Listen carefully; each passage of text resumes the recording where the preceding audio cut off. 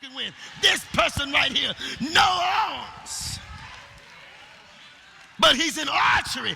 How you going to shoot an arrow with a bow with no arms? You shoot it from the heart. God will change the rules so that you can win. I don't know who I'm talking to.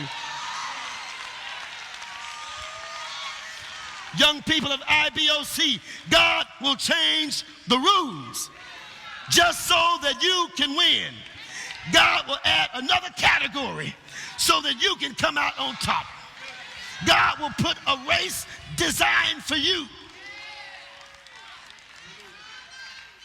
But you got to believe that if God is for me, who can be against me? These brothers here, destined to run track, determined to run track. An accident happened. They lost their tools. But they waited, and while they waited, God created. Sometime while you're waiting, God's creating. You better write that down.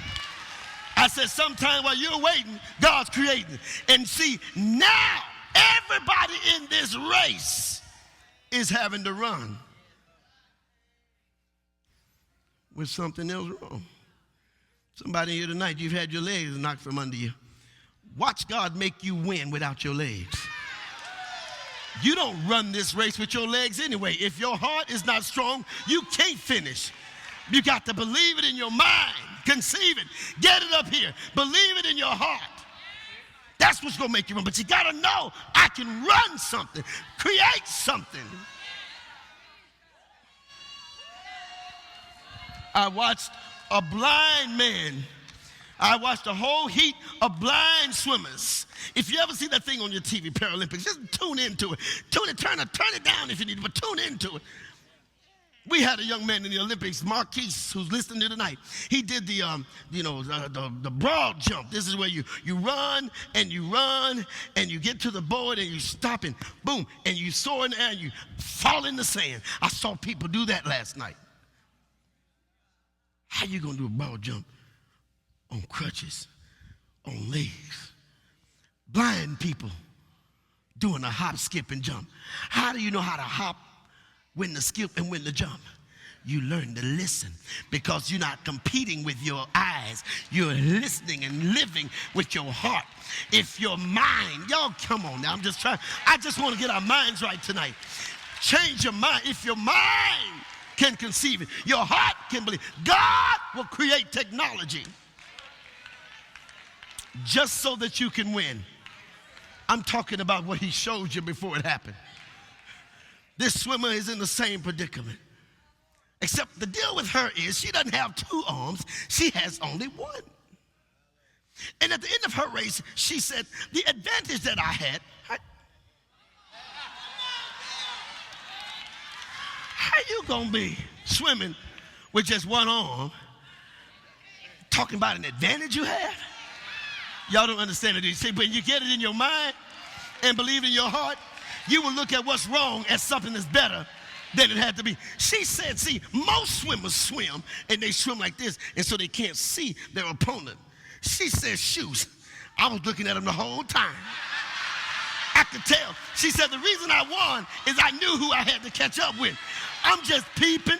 I'm just peeping. I'm just peeping.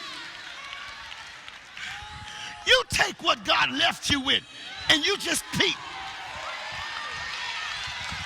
She said, I knew I was doing all right when the girl that was the fastest in the world, when I saw her behind me, I knew everything was all right.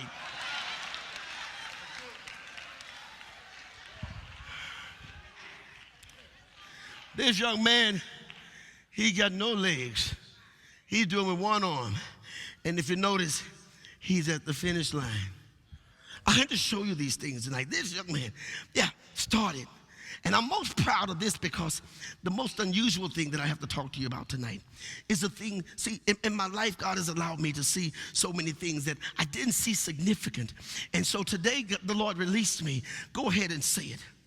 Go ahead and say it. You don't have to keep that down, because some things God will do to a dreamer that seem like lies. And all you have no history of it. All you have are the people that you've been blessed to be around because of it. This guy right here was my first boss. The first real job I had, not my brother who I worked for at the ice house. And I worked for my brother at the ice house, but I never got paid. This is Jim Hayes. We had a team that we created called the Freewheelers. The Freewheelers was the world's first wheelchair basketball team. It was a very fortunate time of my life because it was a time when I was coming from being paralyzed. And of all the people I knew, God sent a paraplegic, Jim Hayes, to inspire me. You will walk. God led me into the life of a singer, composer, Stevie Wonder, who said, man, don't let that stuff hold you down. Come on, we'll team up together. And I started being inspired by the most unusual people. I never thought that a guy in a wheelchair could be my boss. Now, I'm back on my feet. I'm trying to make it, but I'm wearing braces, and I'm having a difficult time. And so I could get a job nowhere else, but I was hired to inspire others who were still in their chairs. We started having dreams of what would happen if one day there were other people who had been crippled, disabled. What if they were able to play basketball? How funny it was, how crazy it was. And so they started creating little wheelchairs. I'm talking about the onset of it, wheelchairs that we had that was slant, so that we would learn how to move, turn around, and do different things in those wheelchairs. And that grew and grew and grew. And so we started having different track meets and different events. And Jim Hayes became a national champion of basketball associations of wheelchair guys. And these guys traveled all over the country, and they became known for being able to play basketball in wheelchairs. And they started doing track, they started doing swimming, way before these Olympics and all this started. And Alicia, we got laughed at, we got looked at and stared at. God knows if I knew how important it was then, some pictures would have been saved. Jim was a dreamer. And Jim said, we've got to change the laws in the world to help disabled people, because nobody's strong enough to fight. Because when people think you can't walk, they also think you can't think. And when people don't think you can do everything they do, they think you don't have a heart. Jim rode his wheelchair from Austin, Texas to Dallas in protest that something has got to be done. And from that particular race with this guy that inspired me, that taught me how to dream, every wheelchair ramp that you see now came from that. Every accessible ramp you see, every sport, everything that it's around the world, you're not even allowed to build unless you can. Right here in our church, when we built these segments where chairs could not have to be in the aisles so that people can slide down, but in a place like you belonged. That didn't always come, guys, from Pastor Russ being educated in construction. Sometimes things happen in your life that try to hinder your dream. And God says, I'm going to give you a chance to speak for people who can't speak for themselves. And my heart was never so heavy as the Sunday that we did our presentation here.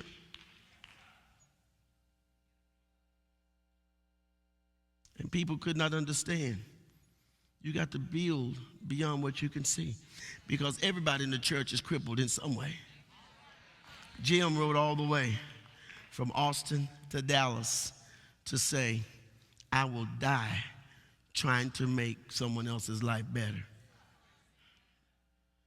He completed that. Before he died, laws have been passed all over this country now. And the crazy part was at the very beginning of that, I would sit in and listen to these things. But I'm telling you, I was so inspired to be able to get up and walk again. And I had been using my upper extremities for so long. Jim gave me a job, and he said, all I want you to do is help me inspire other people, inspire other girls on how to use their arms, and give them confidence, and inspire these guys, and help me with these guys in wheelchairs, and help me walk through this vision, because sometimes people need to see somebody who was down that's up. And one person up means that somebody else can get up. That's called hope.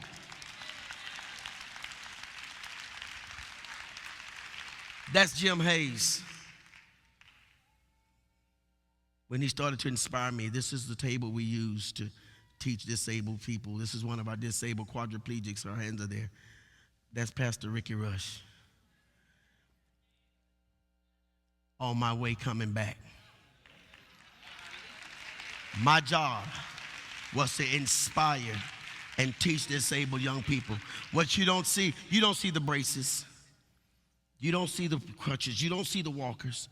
You see me standing inspiring. You see a coach that you've never met. He's deceased now. A coach that you've never seen. At his funeral, at his memorial, the pictures of me in rehab were there. And the whole nation honors Jim Hayes. But they never honored him until he died. But what everybody else is enjoying now, the freedom of knowing that because I'm in a wheelchair, because I'm crippled, the whole Olympic thing came from a guy who spent his life knowing that if God is for me, who can be against me? Because if you can just conceive it, if you give birth to it and you got to believe it in your heart, you can see it done.